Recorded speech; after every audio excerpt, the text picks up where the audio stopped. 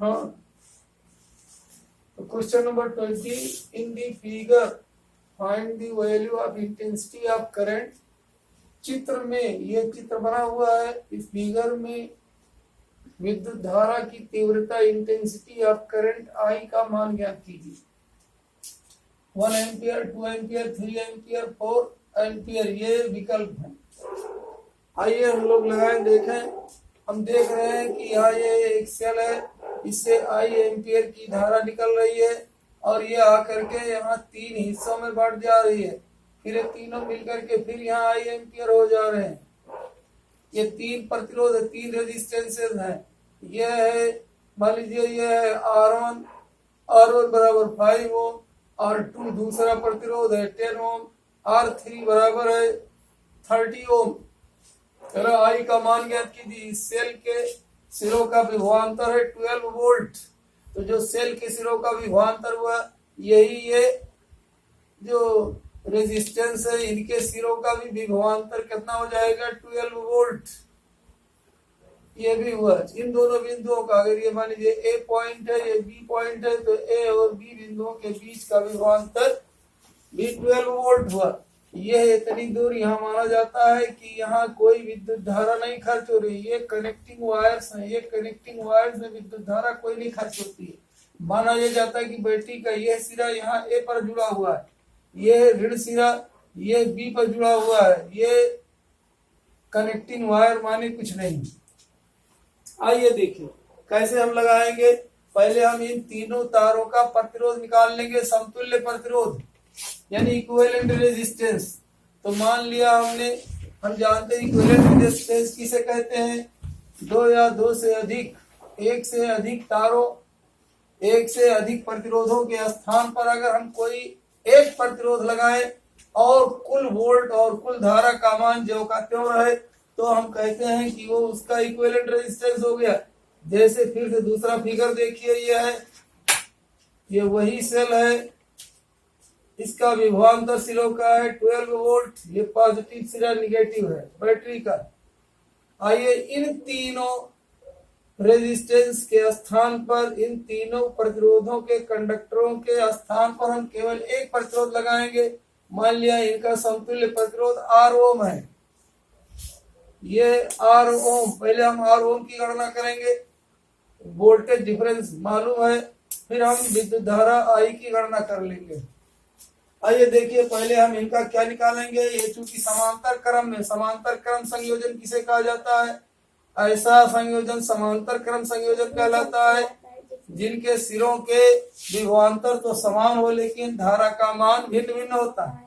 तो धारा का भिन्न मान I1, I2, I3 तीन तरह का हो गया, लेकिन विभवांतर तीनों के समान है। कितना? 12 वोल्ट, इस ऊपर वाले का, फिर बीच वाले का, नीचे वाले तीनों का। हम जानते हैं समांतर क्रम संयोजन में अगर समतुल्य प्रतिरोध कैपिटल R है तो 1/R is equal to 1/R1 plus 1/R2 plus 1/R3।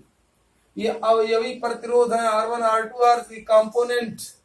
तो अवयवी प्रतिरोधों के व्युत्क्रमों का योग, अवयवी प्रतिरोधों के व्युत्क्रमों का योग, अवयवी प्रतिरोधों के व्युत्क्रमों का योग समतुल्य प्रतिरोध का व्युत्क्रम होता है।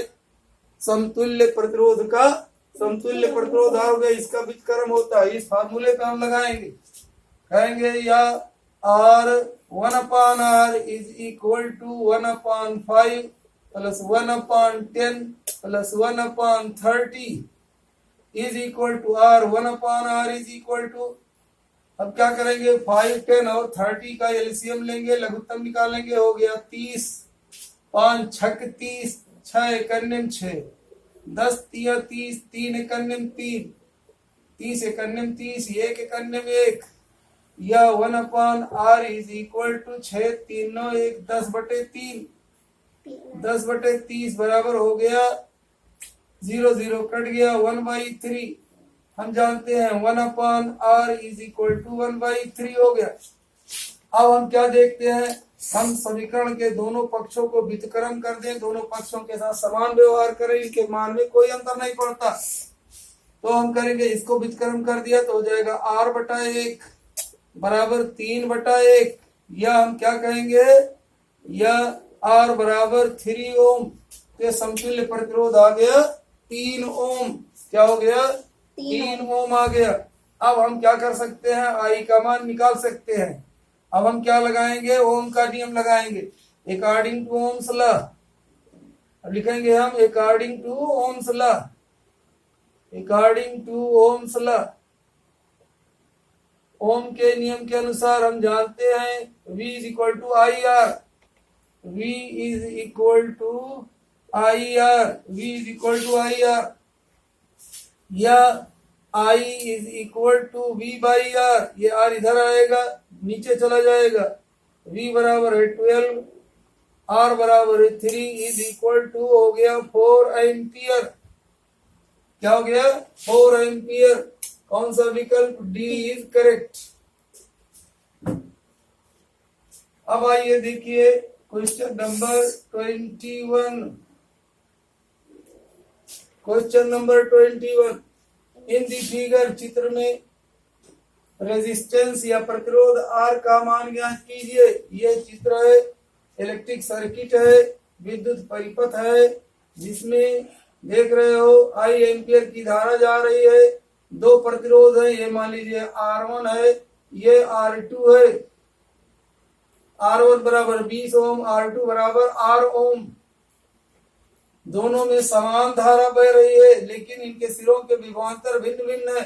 ऐसा संयोजन जिसमें विभिन्न प्रतिरोधों में धारा का मान तो समान हो, लेकिन उनके सिरों के विभवांतर भिन्न भिन्न है, तो श्रेणी क्रम संयोजन होता है।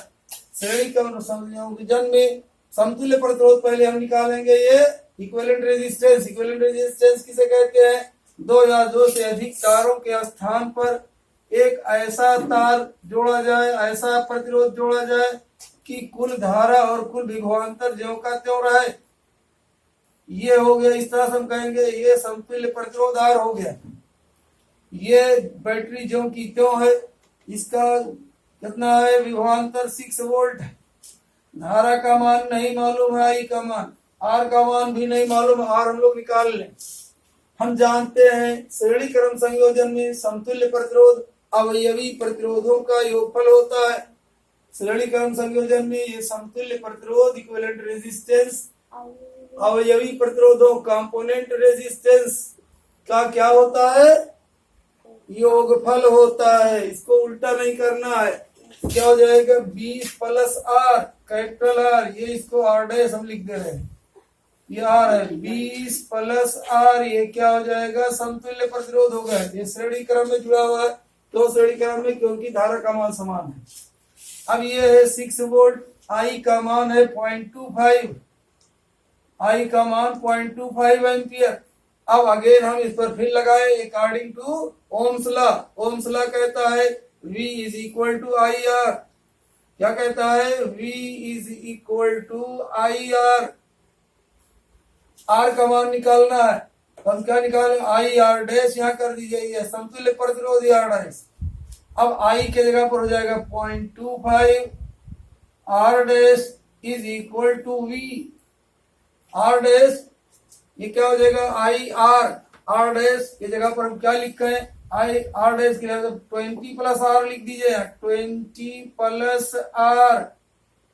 V का मान रख देंगे कितना? 6। इस समीकरण को हल कर लीजिए, बस हो गया।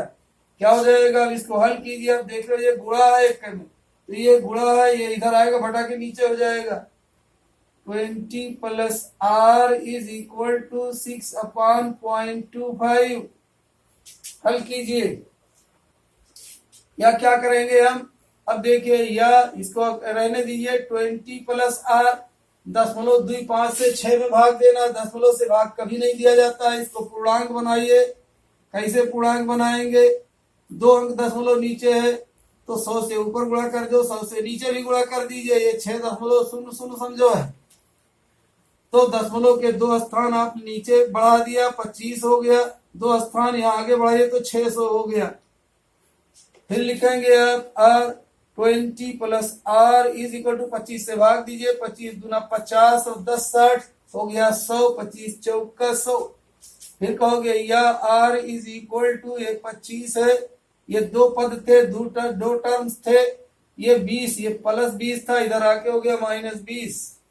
और ये R बराबर कितना हो जाएगा, R इज इक्वल टू 24 - 20 बराबर 4 ओम। यही आंसर हो गया। 4 ओम है कहीं, ये है ये पहला ए वाला 4 ओम, ये हो गया, ये 4 एम्पियर था, ये सही हो गया। अब आइए देखिए ये 22वां सवाल है। 20 डिग्री सेल्सियस 20 डिग्री सेल्सियस पर 1 मीटर लंबे तार 1 मीटर लंबे तार 1 मीटर लंबे तार का प्रतिरोध 26 ओम है। 20 डिग्री सेल्सियस ताप पर 1 मीटर लंबे किसी धातु के तार का प्रतिरोध 26 ओम है। If the diameter of the wire is 0.3 millimetre, wire का डायमीटर माने व्यास, ये मान लीजिए कोई एक तार है, हम जानते हैं तार को बेलनाकार माना जाता है, ये तार है, इसका डायमीटर, ये केंद्र हो गया सर्किल का, ये है त्रिज्या हो गई रेडियस r, इसका दूना कर दीजिए तो डायमीटर हो जाएगा, यानी 2r is equal to 0.3 millimetre. कितना, 0.3 mm, 0.3 मिलीमीटर। लेकिन हम जानते हैं अपने नियम के अनुसार, क्या जानते हैं, IUPAC जो सिस्टम है उसके अनुसार हम जानते हैं दूरी को हम लोग सदैव मीटर में नापते हैं, द्रव्यमान को किलोमीटर में, समय को सेकंड में, जिसको MKS पद्धति भी कहा जाता है, MKS सिस्टम। तो R बराबर कितना हो जाएगा, R बराबर 0.3/2 मिलीमीटर। इस मिलीमीटर को हम मीटर में बदलेंगे। हम जानते हैं 10 मिलीमीटर बराबर 1 सेंटीमीटर, और फिर 100 सेंटीमीटर बराबर 1 मीटर। तो 1000 से हम इसमें भाग देंगे, बराबर हो जाएगा 0.3/2000। नीचे 1000 से भाग देंगे, गुणा कर देंगे, तो हो गया 10.3/2000 मीटर। अब हो गया मिलीमीटर का। अब देखिए फिर इसको हम लिख सकते हैं, क्या लिखेंगे, देखिए 10.3/2000 मीटर हो गया, मीटर में बदल गया। अब चाहें इसको तो क्या कर देंगे, इस पूर्णांक अगर बनाए इसको तो हो जाएगा 3/, एक अंक यहाँ बढ़ा दे, एक और बढ़ा दीजिए, 1 2 3 4 अंक कर, 4 शून्य कर दीजिए, 3/ इतना मीटर। हम जानते हैं ये, इसको हम कह सकते हैं 2 × 10⁴ ऊपर ले जाइए तो कितना हो जाएगा, is equal to 3/2 into 10⁴ metre. ऊपर से नीचे जाएगा, चिन्ह बदल जाएगा, 10⁴ 4 शून्य 10⁴ करेंगे, ऊपर जाएगा -4 हो गया। 3/2 माने 2 से भाग दीजिए, 3 हो जाएगा 1.5 इंटू 10⁻⁻⁴ मीटर। अब आप देखिए इस तरह का गुणा भाग बहुत फास्ट ढंग से करना चाहिए, वरना कंपटीशन में आप उलझ करके रह जाओगे 2-4 सवाल में, 10 सवाल में। तो ये बड़ी तेजी के साथ कैलकुलेशन करना सीखिए कि कैसे नीचे से ऊपर जाने पर क्या होता है। तो ये हो गया 1.5 इंटू 10⁻⁻⁴। अभी हम लोगों ने इसमें सिर्फ इसका रेडियस ज्ञात किया है, R ज्ञात किया है, अभी बहुत कुछ बाकी है। क्या बाकी है देखें अब, ये रहा एक वायर जिसका प्रतिरोध कितना है, 26 ओम है। इसका प्रतिरोध R is equal to 26 ohm, R मालूम है, इसकी लेंथ मालूम है, L is equal to 1 metre, R मालूम है, L मालूम है, और ये अब हमको निकालना चाहिए इसका A। देखिए पूछ रहा है इसकी प्रतिरोधकता रेजिस्टिविटी, या उसको हम लोग कहते हैं स्पेसिफिक रेजिस्टेंस हम लोग क्या कहते हैं, रो। ये रो का मान ज्ञात करना है। हम जानते हैं rho is equal to RA/L। Rho is equal to R A upon L. आर का मान मालूम है, आर की जगह पे लिखेंगे 26। ए का मान लिखिए, ए एरिया ऑफ द सर्किल ये है, इसको हम अनुप्रस्थ परिच्छेद कहते हैं या cross section, area of cross section. Area of cross section निकालेंगे हम। एरिया ऑफ क्रॉस सेक्शन निकालने का तरकीब क्या है, ये वृत्त है, इसकी त्रिज्या आर है, तो area A is equal to pi R square होता है। क्या हो गया, पाई आर स्क्वायर। पाई का मान हम जानते हैं 3.14 होता है लगभग।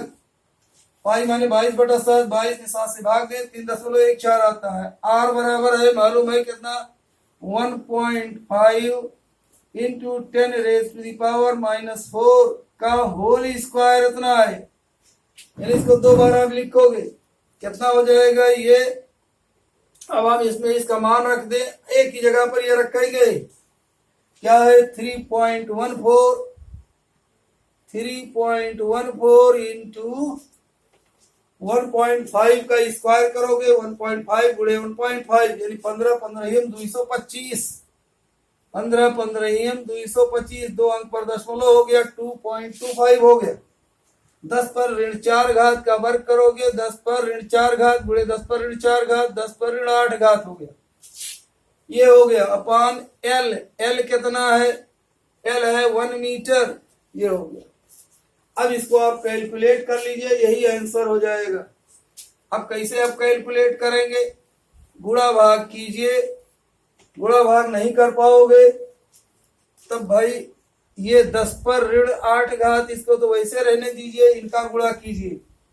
कैसे गुणा करेंगे, 2.25 का गुणा, पहले चलो हम इसमें कर ले रहे हैं, 26 से गुणा कीजिए। 2.25 में 2.25 में 26 से गुणा कीजिए। 6 पंचे 30, 6 दूनी 12, 3 15, 6 दूनी 12, 1 13, 2 पचे 10, 2 दूनी 4, 1 5, 2 दूनी 4, 0 5 5 3 8, 4 1 5, 2 अंक पर दशमलव लगाइए, इतना हो गया 28.5। कितना हो जाएगा, 28.5। इस 28.5 में अब गुणा कीजिए 3.14 से। 28.5 में 3.14 से 58.5। ये शून्य लिखिए चाहे ना लिखिए, इसमें गुणा करना है 3.14 से। 3.14, 4 पंचे 20 के शून्य हासिल 2, 4 8 32, 2 34, 4 पंचे 20 और 3 23, 1 पंचे 5, 1 अट्ठे 8, 1 पंचे 5, 3 पचे 15, ये 5 हासिल 1, 3 8 24, 1 25, 3 8 24, 1 25, 3 पचे 15, 2 17। जोड़ लीजिए सब, ये हो गया 0 5 4 9, 8 5 13 3 16, 8 5 13 3 16 के 6 हासिल 1, 1 2 3 5 8 और 5 13 के 3 हासिल 1, 1 7 8 और ये हो गया 1। अब कई अंक पर दशमलव है, 2 1 3 अंक पर, 1 2 3 अंक पर, क्या हो गया 183.39 बराबर कितना हो जाएगा, 183.69 को हम लोग लिख दें 7। ये इसको छोड़ना अगर है तो इस तरह लिख सकते हैं, इतना इंटू इतना 10.7 गुणे 10 पर ऋण 8 घात। हम जानते हैं उत्तर देने का वैज्ञानिक ढंग क्या है, केवल एक अंक पूर्णांक होना चाहिए, बाकी सब दशमलव अंक में होना चाहिए। इसमें कई अंक पूर्णांक है, 1 2 3 अंक है, तो इस दशमलव को है यहाँ ले आए, तो कई अंक पीछे ले गए, 2 अंक ले गए, तो 10 पर 2 घात से गुणा 1.837 इंटू 10⁻², 2 अंक इधर ले गए, इंटू 10⁻⁻8 दशमलव के 2 स्थान हमने पीछे किया है तो 10 पर 2 घात कर दिया, आगे किए होते तो माइनस घात लगाते। अब इसको हम लिख सकते हैं, इसको हम लिख सकते हैं, देखिए कितना हो जाएगा, इसको अगर हम छोड़ दें तो ये 4 हो जाएगा, तो लिखेंगे 1.84 into 10 raise to the power, गुणा करते समय घात जुड़ जाता है, 10 पर प्लस 2 माइनस 8, प्लस 2 माइनस 8 माने माइनस 6 घात, यही आंसर हो गया।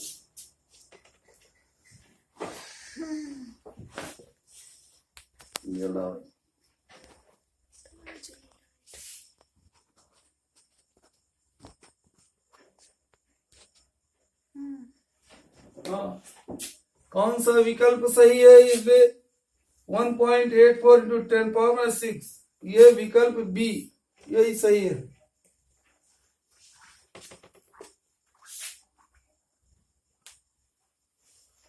लाइट